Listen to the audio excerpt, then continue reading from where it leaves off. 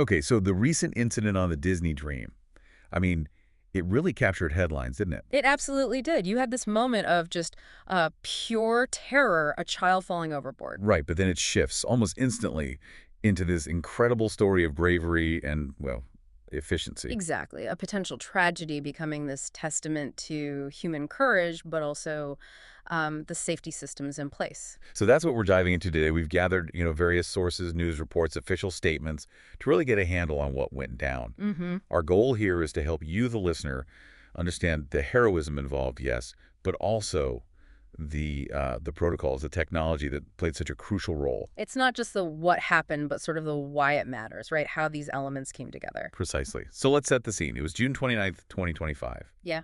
The Disney Dream is sailing back to Fort Lauderdale, finishing up a 4-night Bahamas trip. Standard return, like. Exactly. And then, apparently out of nowhere, this young girl falls from deck 4 into the Atlantic. Just sinks your stomach thinking about it. The immediacy of that danger. It really does. And this is where the story takes that first dramatic turn.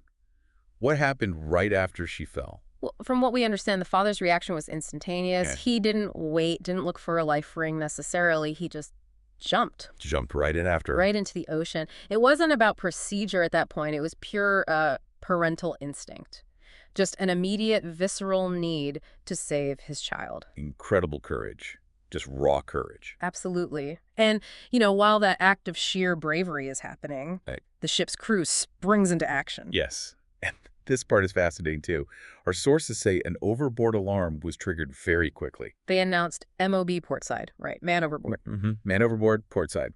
So immediate notification across the ship, pinpointing the location.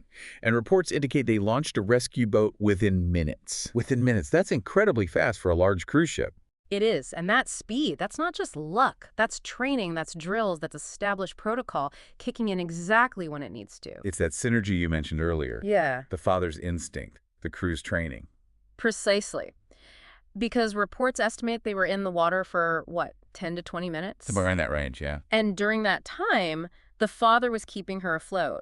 That's a critical window. The rescue boat needed to get there fast. And thankfully it did. It did. And the outcome. Well, this is the best part, really. Both father and daughter were pulled from the water, brought onto the rescue boat, and returned to the ship. And they were unharmed. Reportedly unharmed, which is just miraculous, really. Yeah. Disney Cruise Line put out a statement afterwards, didn't they? They did, commending their crew, emphasizing the swift action, and importantly, their safety protocols being key to the successful rescue. Which brings us to those systems. Yeah. How exactly do they work? Yeah. What helps a crew respond so fast? Well, modern ships like the Disney Dream have pretty sophisticated systems. We're talking overboard detection technology. Like cameras or sensors? It can be a mix: advanced radar, thermal imaging, sometimes motion sensors.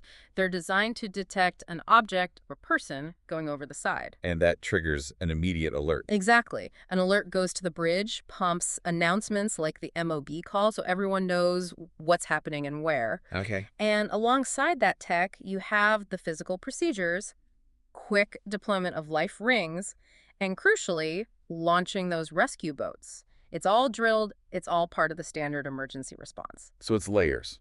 Technology detects, humans react based on training. That's the idea, a multi-layered safety net. It really did turn out to be a remarkable rescue, born from that combination of courage and sheer preparedness. Couldn't agree more. But, even with this successful outcome, there are still some, lingering questions, things that aren't quite clear yet from the sources. Right, the biggest one being how exactly the girl fell. Especially from Deck 4. Our sources mention there are plexiglass barriers there. Mm-hmm. Plexiglass or similar safety railings are standard. So how she went over that barrier? That's the piece that's still missing. There hasn't been an official explanation released. It does make you wonder, was it some kind of, unusual circumstance? Climbing? A gap? It raises questions for the investigation, definitely. And it's worth noting the ship was underway, moving, not docked. That can sometimes complicate the immediate, forensic side of things. Right, and as the Coast Guard weighed in. Disney Cruise Line issued the main statement about the rescue itself. But based on our sources, there's been no official comment from the U.S. Coast Guard regarding, say, a formal investigation or their involvement at this stage. So the cause is still officially under review. That seems to be the case. Still under review. Okay. So If we boil this whole thing down, Hmm. you have this terrifying moment, this fall into the ocean, then this immediate, incredibly brave act from the father, Pure instinct. followed by a really well-executed rapid response from a trained crew using established safety protocols and technology. And it all came together for a successful rescue. Zero harm done, thankfully. So what are the big takeaways here? What does this incident really highlight for us? I think there are two really powerful things. First, just the undeniable force of human instinct, that raw courage, especially a parent's protective drive. You can't program that. No, you really can't. And second, it highlights how absolutely vital those advanced safety systems and, just as importantly, rigorous, consistent crew training are. They provide the structure for that courage to actually result in a successful outcome.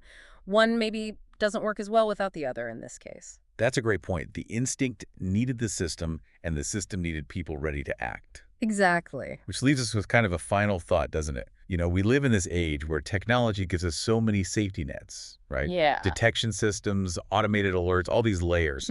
We rely on them more and more. But this incident, it sort of forces the question, how much do we still depend on that raw human element, that immediate, unscripted courage in a crisis? Yeah. Are we as individuals or even as systems truly prepared for those moments where the tech might fail or where human action is just faster? It's that balance, isn't it, between the technological safeguards we build and the human factor, the instinct, the bravery, the quick thinking. What does this teach us about that balance? Which one ultimately holds more weight when things go truly unexpectedly wrong? Something to think about. Definitely something to think about.